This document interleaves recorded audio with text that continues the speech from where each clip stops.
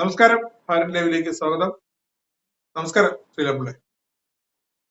ഡൽഹിയിലെ ജന്തർ മന്ദർ സമരത്തിൽ ഏറ്റവും പുതിയ സംഭവവികാസങ്ങൾ വരികയാണ്. പഞ്ചാബ് പോലീസ് വകയാണ് ചില സുപ്രധാനമായ ഞെട്ടിക്കുന്ന വിവരങ്ങൾ അവർ കണ്ടെത്തിയിരിക്കുന്നത്. അതായത് ഈ ഭീകരർക്ക് ISI ഭീകരർക്ക് ഇവർക്ക് ഇതിൽ നുഴഞ്ഞു കയറിയവർക്ക് ISIയുടെ കടുത്ത പരിശീലനം നൽകിയിരുന്നു. അട്ടിമറി പരിശീലനം നൽകിയിട്ടുണ്ട് എന്ന ഏറ്റവും പുതിയ വിവരമാണ് അത്. പക്ഷേ ആം ആദ്മി പാർട്ടി ഭരിക്കുന്ന ആം ആദ്മി സർക്കാരുള്ള പഞ്ചാബിലെ പോലീസാണ് ഈ ഒരു വിവരം പങ്കുവച്ചിരിക്കുന്നത്. ആം ആദ്മിയും CJPയും ഉറ്റ സുഹൃത്തുക്കളാണെന്നുള്ളത് നമ്മൾ മറക്കരുത്.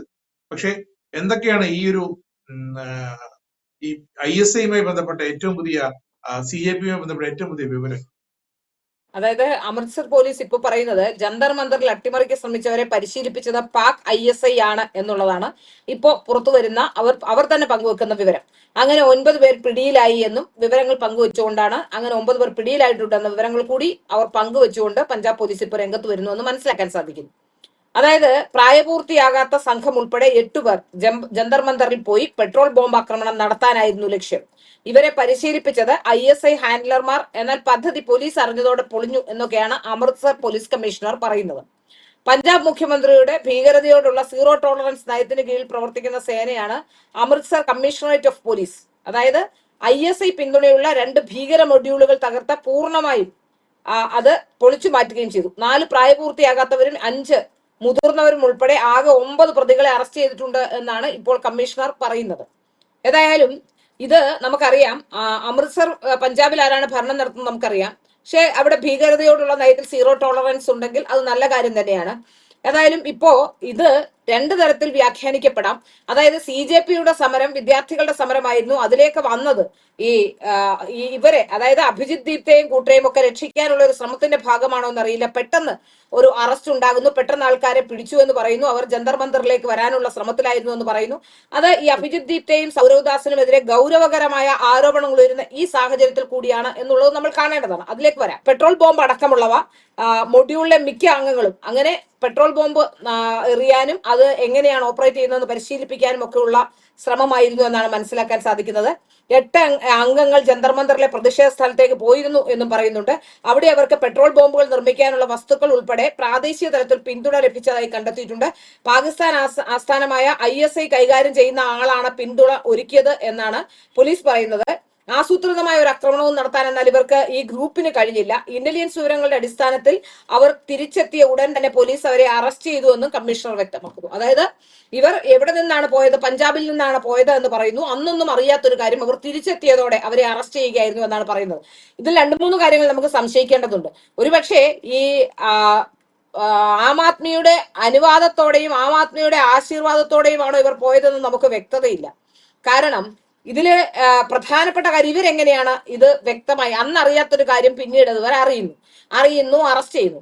അതായത് ആം ആദ്മിക്ക് ഏറ്റവും കൂടുതൽ അടുപ്പമുണ്ടായിരുന്ന സൗരവ് ദാസും അതുപോലെ തന്നെ അഭിജിത് ദീപ്ത അടക്കമുള്ളവർ ഇപ്പോൾ വലിയ ആരോപണങ്ങളുടെ നിഴലിൽ നിൽക്കുന്നു. അതായത് അഭിജിത് ദീപ്തയുടെ പഠിക്കാൻ പോയ കോളേജിലെ, അതായത് ഹൂസ്റ്റണിലെ ഏറ്റവും വില കൂടിയ ഫീസുള്ള ഏറ്റവും വില കൂടിയ സ്ഥലത്ത്, അവിടുത്തെ ഏറ്റവും ലക്ഷൂറിയസ് ആയിട്ടുള്ള സ്ഥലത്ത്, അവിടുത്തെ അമേരിക്കയിലെ ഏറ്റവും ലക്ഷൂറിയസ് ആയ സ്ഥലത്ത് ഏറ്റവും കൂടുതൽ പണം ചെലവഴിച്ച് അല്ലെങ്കിൽ ഏറ്റവും കൂടുതൽ ഫീസ് നൽകേണ്ട ഒരു യൂണിവേഴ്സിറ്റിയിൽ പഠിക്കുന്നു എന്നാണ് പറയുന്നത്. അവിടുത്തെ സ്കോളർഷിപ്പിനെ സംബന്ധിച്ച് ആകെ 12,000 രൂപയാണ്, 12,500 രൂപയാണ് സ്കോളർഷിപ്പ് കിട്ടുന്നത് എന്നാണ് പറയപ്പെടുന്നത്. ബാക്കിയുള്ള പണം 12,500 രൂപ സ്കോളർഷിപ്പ് കൊണ്ട് അവിടെ ഒന്നും ആകില്ല.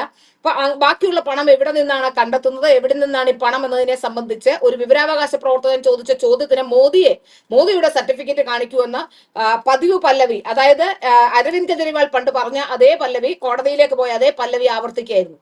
നമുക്കറിയാം മോദിയുടെ സർട്ടിഫിക്കറ്റ് അരുൺ ജെയ്റ്റ്ലിയും അമിത്ഷായും അടക്കമുള്ളവർ പത്രസമ്മേളനത്തിൽ പ്രദർശിപ്പിച്ചതാണ്. പിന്നെ ആ സർട്ടിഫിക്കറ്റിന്റെ കാര്യം ചോദിക്കേണ്ട ഒരാവശ്യവുമില്ല. ഇപ്പോ അത്തരം ഒരു നീക്കത്തിലേക്ക് കടക്കുമ്പോൾ നമ്മൾ തീർച്ചയായും ഇത് സംശയിക്കേണ്ടിയിരിക്കും. ഇതുപോലെ തന്നെ മറ്റൊരു പ്രധാനപ്പെട്ട കാര്യമാണ് സൗരവ് ദാസിനെ സംബന്ധിച്ച് ഇപ്പോൾ ഉയർന്നു വരുന്നത്. സൗരവ് ദാസ് എന്ന് പറയുന്ന ഇവരുടെ സ്പോക്സ് പേഴ്സൺ, നമുക്കറിയാം ഈ പരിപാടി നടക്കുമ്പോൾ സൗരവ് ദാസ് ബർഗർ കഴിക്കാൻ പോയതും പിസ്സ കഴിക്കാൻ പോയതൊക്കെ നമുക്കറിയാം. അവിടെ സംഭവിച്ചത് എന്താണെന്ന് വെച്ചാൽ ഇപ്പൊ മനസ്സിലാക്കുന്നത് അഭിജിത് ദീപ്തയേക്കാൾ കൂടുതൽ പണം സമാഹരിക്കുന്ന മാർഗങ്ങളിലൂടെ പ്രവർത്തിക്കുന്ന എന്തോ ഒരു പ്രവർത്തനം അഭിജിത് ദീപ്തയെ നടത്തുന്നുണ്ട്. അതിനേക്കാൾ ഉപരി സൗരവ് ദാസ് നടത്തുന്നുണ്ട് എന്നാണ്. ഞാൻ മനസ്സിലാക്കുന്നത് സൗരവ്ദാസിന്റെ കഴിഞ്ഞ ദിവസം ഒരു ആരോപണമായി വന്ന സൗരവ്ദാസിന്റെ വീടിന് 10 ലക്ഷം രൂപയാണ് സൗരവ്ദാസ് വാടക കൊടുക്കുന്നതെന്നാണ്. അതിന്റെ തൊട്ടടുത്ത് താമസിക്കുന്ന ഹീറോ ഹോണ്ടയുടെ ഓണർ, അങ്ങനെ വളരെ പ്രമുഖരായവർ താമസിക്കുന്ന ഒരു കോളനിയിൽ ഒരു വീട് വാടകയ്ക്ക് എടുത്ത്, അത് ഗ്രൗണ്ട് ഫ്ലോറിന് വലിയ വാടകയാണ് അവിടെയൊക്കെ. അങ്ങനെയുള്ള ഒരു സ്ഥലത്ത് ഗ്രൗണ്ട് ഫ്ലോർ വാടകയ്ക്ക് എടുത്താണ് താമസിക്കുന്നത്. 2, ഇയാളുടെ പൗരത്വത്തെ സംബന്ധിച്ച്, ഇയാളുടെ പിതാവിനെ സംബന്ധിച്ച്, ഇയാളുടെ പിതാവ് ഇന്ത്യൻ പൗരനല്ല. സൗരവ്ദാസ് എന്ന പേര് പോലും, ആ ദാസ് എന്ന പേര് രണ്ടാനച്ഛന്റെ പേരാണ് പുറത്തു പറഞ്ഞിരിക്കുന്നത്. അപ്പൊ ഇതിലൊക്കെ എന്തൊക്കെയോ ദുരൂഹതയുണ്ട് എന്ന കാര്യത്തിൽ സംശയമൊന്നുമില്ല. ഇത്തരം ദുരൂഹതകൾ റെക്ടിഫൈ ചെയ്ത് മുന്നോട്ട് പോകേണ്ടതാണ്.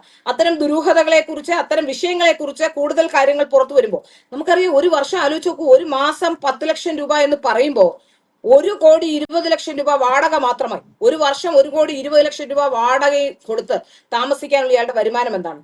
ഇയാൾ CUET എക്സാം എഴുതിയിട്ട് ലോ കോളേജിൽ പോകാൻ വേണ്ടി 3 തവണ എക്സാം എഴുതി, ക്ലാറ്റ് എക്സാം എഴുതിയിട്ട് തോറ്റുപോയ ആളാണ്. അതിനുശേഷം ആ 3 പ്രാവശ്യവും ക്വാളിഫൈഡ് ആയില്ല. അതിനുശേഷം ഏതോ കോളേജിൽ ജേർണലിസത്തിന്, ഏഷ്യൻ സ്കൂൾ ഓഫ് ജേർണലിസത്തിനാണെന്ന് തോന്നുന്നു, ജേർണലിസത്തിന് ചേർന്ന് പഠിക്കുകയായിരുന്നു എന്ന് പറയുന്നു. ഏതായാലും ഇതിനെ സംബന്ധിച്ച്, ഇവരെയൊക്കെ സംബന്ധിച്ച് ഗൗരവകരമായ അന്വേഷണം വരേണ്ടതുണ്ട്. അപ്പോൾ അതിൽ നിന്ന് ശ്രദ്ധ തിരിക്കാനാണോ പെട്ടെന്ന് ആം ആദ്മി ഭരിക്കുന്ന ആ പഞ്ചാബ് സർക്കാർ ഇത്തരം ഒരു നീക്കവുമായി മുന്നോട്ട് വന്നതെന്ന് നമ്മൾ ന്യായമായി സംശയിച്ചാൽ അതിൽ കുറ്റം പറയാൻ കഴിയില്ല. അല്ലെങ്കിൽ അതുമായി ബന്ധപ്പെട്ട കൂടുതൽ കാര്യങ്ങൾ വ്യക്തത വരണം. ഇത്രയും ദിവസം പിടികൂടാൻ സാധിക്കാതിരുന്ന, ഇത്രയും വലിയ ആസൂത്രണം ഉണ്ടായി, അവിടെ നിന്ന് പോയിട്ടുള്ള ഇത്രയും വലിയ ആസൂത്രണത്തോടുകൂടി അവിടെ വന്ന് പ്രശ്നം ഉണ്ടാക്കാതെ തിരിച്ചുപോയി എന്ന് വരെ കഥ പറയുന്ന ഇവർ എന്തുകൊണ്ടാണ് നേരത്തെ ഇത്തരത്തിലുള്ള അറസ്റ്റിലേക്ക് പോകാതിരുന്നത്? ഡൽഹി പോലീസിന്റെ നടപടിയെ ചോദ്യം ചെയ്യുകയായിരുന്നു പല ഘട്ടങ്ങളിലും ആം ആദ്മിയും മറ്റുള്ളവരുമെന്ന് നമുക്കറിയാം. അപ്പോ അതിൽ നിന്നൊക്കെ വ്യക്തമാകുന്നത്, ഇപ്പോ ആം ആദ്മി ഇത്തരം ഒരു നീക്കവുമായി, അല്ലെങ്കിൽ ആം ആദ്മി ഭരിക്കുന്ന അമൃത്സറിലെ പഞ്ചാബിലെ സർക്കാർ ഇത്തരം ഒരു നീക്കവുമായി അവരുടെ പോലീസിനെ ഉപയോഗിച്ചുകൊണ്ട് വന്നത് എന്തുകൊണ്ടാണ് എന്ന് നമ്മൾ ചിന്തിക്കേണ്ട സമയം തന്നെയാണ്. ഏതായാലും അങ്ങനെ എന്തായാലും ഭീകരവാദികൾ ഇതിൽ നുഴഞ്ഞു കയറിയിട്ടുണ്ടെന്ന കാര്യത്തിൽ സംശയമില്ല. അതുകൊണ്ട് തന്നെയാണ് വളരെ പെട്ടെന്ന് അത്രയധികം ആൾക്കാരെ അവിടെ കൊണ്ടുവരാനും അത്രയധികം പ്രശ്നങ്ങളിലേക്ക് കൊണ്ടുപോകാനും ഒക്കെ സാധിച്ചിട്ടുള്ളതെന്ന കാര്യത്തിൽ സംശയമൊന്നുമില്ല. അവിടെ വന്നതൊന്നും നീറ്റ് എക്സാം എഴുതിയവരോ അല്ലെ നീറ്റ് എക്സാമിന്റെ ആൾക്കാരോ അല്ല. അവിടെ വന്നതിൽ 90% ആൾക്കാരും വിഘടനവാദികളും, അവിടെ പരീക്ഷ എഴുതാത്തവരും, ഈ മേക്കപ്പ് ആർട്ടിസ്റ്റുകളും. നമുക്കറിയാമല്ലോ, കേരളത്തിൽ നിന്ന് പോയവർ തന്നെ ആങ്കർമാര്, മേക്കപ്പ് ആർട്ടിസ്റ്റുകൾ, യൂട്യൂബേഴ്സ്, ഇവരൊക്കെയാണ് പോയത്. നീറ്റ് എന്താണെന്ന് പോലും അറിയാത്തവരാണ് അവിടെ സമരത്തിന് പോയത്. ട്രാൻസ്ജെൻഡർ ആക്ടിവിസ്റ്റുകള്, നീറ്റ് എന്താണെന്ന് അറിയാത്തവരെ, മേക്കപ്പ് ആർട്ടിസ്റ്റുകൾ, അവർക്കൊന്നും എന്ത് നീറ്റ് എന്താണെന്ന് പോലും അറിയില്ല. അപ്പൊ അങ്ങനെയുള്ളവരൊക്കെ ആ സമരത്തിൽ പോയി പങ്കെടുക്കുന്നു. ചില ടൂൾ കിറ്റുകൾ പോലെ കേരളത്തിലെ സിനിമാ രംഗങ്ങളിൽ നിന്ന് ചില അഭിപ്രായ പ്രകടനങ്ങൾ ഉണ്ടാകുന്നു. അതിനെതിരെ ഏതെങ്കിലും തരത്തിൽ രാജ്യത്തോടൊപ്പം നിൽക്കുന്നവരെ ഇകഴ്ത്തി കാണിക്കാനുള്ള കാര്യങ്ങൾ ഉണ്ടാകുന്നു. ഇത് നമുക്കറിയാം. ലക്ഷദ്വീപിലൊക്കെ ആയിഷ സുൽത്താന നേരത്തെ വന്ന് പ്രശ്നം ഉണ്ടാക്കിയതുപോലെ തന്നെ, അതേപോലെ തന്നെ ഒരു ടൂൾ കിറ്റുമായി വന്നതാണെന്നാണ് നമ്മൾ മനസ്സിലാക്കുന്നത്. ഇതിൽ കൃത്യമായ അന്വേഷണം നടത്തി എന്താണ് ഇതിന്റെ പിന്നിൽ സംഭവിച്ചതെന്ന് കേന്ദ്ര സർക്കാർ കണ്ടെത്തേണ്ടതുണ്ട്. ഇവരുടെയൊക്കെ വരുമാന സ്രോതസ്, എത്രയും രൂപ മുടക്കി ഇവർക്ക് പഠിക്കാനും ഇവർക്ക് ഇത്രയും ലക്ഷൂറിയസ് ആയ ലൈഫ് ലീഡ് ചെയ്യാനും എങ്ങനെയാണ് കഴിയുക? ഞാൻ മനസ്സിലാക്കുന്നത് ഈ സൗരവ്ദാസിന്റെ അമ്മ ഒരു ആശുപത്രിയിൽ തിരുമുകാരിയായി ജോലി ചെയ്യുന്ന ആളാണെന്നാണ്. അപ്പൊ അവർക്കൊക്കെ എങ്ങനെയാണ് ഇത്രയും വരുമാനത്തിൽ 10 ലക്ഷം രൂപയൊക്കെ വാടക കൊടുത്ത് താമസിക്കാൻ കഴിയുക എന്ന അമ്പരപ്പിക്കുന്ന കാര്യമാണ്. അപ്പൊ ഇതിൽ നിന്ന് നമുക്ക് വ്യക്തമാകുന്നത്, ഇതിന്റെ പിന്നിൽ ഫണ്ടിങ് പല കേന്ദ്രങ്ങളിൽ നിന്നും ഉണ്ടായിട്ടുണ്ട്. ഇതിപ്പോൾ നടന്നതല്ല, 2-3 വർഷമായി നടക്കുന്ന പ്ലാനിങ്ങിന്റെ വളരെ ആസൂത്രിതമായ നീക്കത്തിന്റെ ഒടുവിലാണ് ഈ അഭിജിത് ദീപ്തയും സൗരവ്ദാസും ഒക്കെ ഒന്നിക്കുന്നതും ഒരുമിച്ച് വരുന്നതും ഇത്തരം കാര്യങ്ങൾ ചെയ്യുന്നതും എന്നാണ് നമുക്ക് ഈ കാര്യങ്ങളിൽ നിന്ന് മനസ്സിലാക്കാൻ സാധിക്കുന്നത്. ഈ പഞ്ചാബ് പാകിസ്ഥാനുമായി അതിർത്തി പങ്കിടുന്നുണ്ട്. അതുപോലെ തന്നെ നിരവധി മയക്കുമരുന്ന്, മറ്റ് കള്ളക്കടത്തുകൾ, ആയുധ കള്ളക്കടത്ത്, ഡ്രോൺ വഴിയുള്ള അതിർത്തി കടന്നുള്ള കൈമാറ്റം, ഇതിനൊക്കെ കുപ്രസിദ്ധമാണ് പഞ്ചാബ്. അപ്പോൾ പഞ്ചാബിലെ ഒരു സംഘം പെട്രോൾ ബോംബ് എറിയാനായിട്ട് പദ്ധതി ഇട്ടിരുന്നെന്നും അവർക്ക് പരിശീലനം നൽകിയത് ISI ആണെന്നും പഞ്ചാബ് പോലീസ് തന്നെ പറയുമ്പോൾ അതിൽ പഞ്ചാബ് സർക്കാരിന്റെ പിടിപ്പുകേടല്ലേ അവിടെ വ്യക്തമാകുന്നത്. കാരണം അങ്ങനെയാണെങ്കിൽ അതിർത്തി കടന്ന് എല്ലാ സഹായം കിട്ടിയിരിക്കുന്ന പഞ്ചാബ് അതിർത്തിയിലായിരിക്കില്ലേ? തീർച്ചയായും പഞ്ചാബിലെ സംവിധാനങ്ങളുടെ തകർച്ചയാണെന്നേ പറയാൻ കഴിയുകയുള്ളൂ. അപ്പോൾ പഞ്ചാബിലെ സംവിധാനങ്ങളുടെ തകർച്ചയെന്ന് നമ്മൾ വിധി എഴുതുമ്പോഴും പഞ്ചാബിലെ ആം ആദ്മി സർക്കാരോ അവരുമായി ബന്ധപ്പെട്ടവരോ അല്ലെങ്കിൽ ഡൽഹിയിൽ നിന്ന് അരവിന്ദ് കെജ്രിവാളോ അത്തരത്തിലുള്ള ആൾക്കാരോ ഇത്തരത്തിലുള്ള ആൾക്കാരെയൊക്കെ ട്രെയിൻ ചെയ്ത് കൊണ്ടുവന്നതാണോ എന്ന സംശയം ഇപ്പൊ ബാക്കിയാവുകയാണ്. പെട്ടെന്ന്, അതായത് സൗരവ്ദാസും അഭിജിത് ദീപ്തയും ഒക്കെ ആരോപണ നേരിലാവുമ്പോൾ പെട്ടെന്ന് ISIയെ കണ്ടെത്തുകയും ISI നടത്തിയ ഭീകര പ്രവർത്തനത്തെ കണ്ടെത്തുകയും ISI കൊടുത്ത പരിശീലനം കണ്ടെത്തുകയും ആ പോയ 8 പേരെ കുറിച്ച് കണ്ടെത്തുകയും 9 പേരെ അറസ്റ്റ് ചെയ്യുകയും 8 പേരുടെ സംഘം വേറെ പോയി എന്ന് പറയുകയും ഒക്കെ ചെയ്യുമ്പോൾ സ്വാഭാവികമായി നമുക്കുണ്ടാകുന്ന സംശയം എന്താണ്? ഇത് കണ്ടുപിടിക്കാനായി ഇത്രയും ദിവസമായില്ലേ, നേരത്തെ കണ്ടുപിടിക്കേണ്ടതല്ലേ? അപ്പോ ഇത് മറ്റെന്തോ മറയ്ക്കാനുള്ള ഒരു നീക്കമാണോ എന്ന് സംശയമുണ്ട്. ഏതായാലും അവിടെ തീവ്രവാദികൾ വന്നിട്ടുണ്ട്, അതിൽ സംശയമൊന്നുമില്ല. ഈ തീവ്രവാദികളെ ആരാണ് ട്രെയിൻ ചെയ്ത് അവിടെ കൊണ്ടുവന്നത്? ഇത്തരത്തിലുള്ള രാജ്യവിരുദ്ധ പ്രവർത്തനങ്ങൾക്ക് ചുക്കാൻ പിടിച്ചത് ആരൊക്കെയാണ്? അതായത് നമുക്കറിയാം, ഈ കേരളത്തിൽ നിന്ന് ഏതാണ്ട് 16 പേരെ ഒരു സ്ഥാപനം കൊണ്ടുപോയതും, അബ്രിക്കോ എന്ന് പറയുന്ന ഒരു കമ്പനി കൊണ്ടുപോയതും, അതുമായി ബന്ധപ്പെട്ട വിഷയങ്ങൾ ഇപ്പോൾ അന്വേഷണത്തിന്റെ പരിധിയിലുണ്ട്. 23 പേരെ ഖത്തറിൽ നിന്ന് കൊണ്ടുവന്നതും, അവർക്ക് ആഹാരം വെക്കാൻ എന്ന് പറഞ്ഞ് 16 പേരെ കൊണ്ടുപോയതും ഒക്കെ നമ്മുടെ ഈ അന്വേഷണ ഏജൻസികളുടെ പരിധിയിലുണ്ട് എന്നാണ് മനസ്സിലാക്കാൻ സാധിക്കുന്നത്. അതിൽ ചില ഇസ്ലാമിക് ബാങ്കുമായി ബന്ധപ്പെട്ട ചില കാര്യങ്ങളൊക്കെ കഴിഞ്ഞ ദിവസം നമ്മുടെ ചാനലിൽ തന്നെ നമ്മളത് ഒരു പരാതിക്കാരൻ വന്ന് പറഞ്ഞതാണ്. അപ്പൊ അതുമായി ബന്ധപ്പെട്ട അന്വേഷണങ്ങളൊക്കെ നടക്കുന്നുണ്ട്. അപ്പൊ തീർച്ചയായിട്ടും ഇതിനൊരു തീവ്രവാദ ബന്ധവും സ്വഭാവവും ഇതിനകത്തുണ്ട് എന്ന കാര്യത്തിൽ സംശയമൊന്നുമില്ല.